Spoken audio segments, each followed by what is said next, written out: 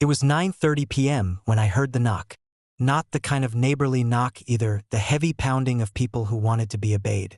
HOA enforcement. Open up for inspection. A voice barked. I froze for a second. HOA inspection? At night? That wasn't just odd, it was illegal.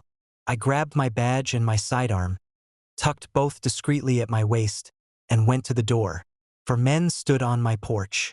All wore black tactical vests that said, HOA Police in big white letters. Each had belts with fake handcuffs, batons, even radios clipped to their shoulders. But their uniforms didn't match. No patches. No real badges. Just cheap knockoffs. We're here to conduct a search, the leader growled, waving a folder of paper at me. HOA violation report. Says you've got unapproved renovations in progress. I raised an eyebrow. At 10 at night? It's urgent, he snapped. Step aside. That's when I knew they weren't just clowns. They were trying to intimidate me into letting them in. So I stepped back, not to invite them, but to lead them straight into their own trap. Sure, I said calmly. Come on in. They filed inside, looking smug. They started shining flashlights around my living room like it was a crime scene. One even muttered, "We'll need to confiscate photos as evidence." That's when I let my voice drop. Gentlemen, you just committed federal crimes.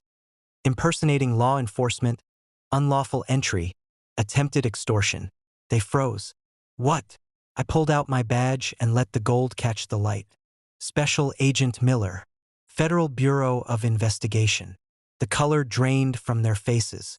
2 of them actually stumbled back toward the door. The leader tried to bluff. Why you can't? This is HOA business. We were authorized. Authorized by who? I cut in. Because unless the President of the United States is secretly running your neighborhood committee, you've got nothing. One of the fake cops tried to bolt. Sit down, I ordered, hand on my firearm. They sat. I called the local police department, gave them my ID, and told them I had 4 impersonators detained in my living room.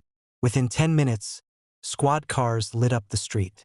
The officers cuffed them, read their rights, and loaded them into cruisers while the neighborhood watched from their porches.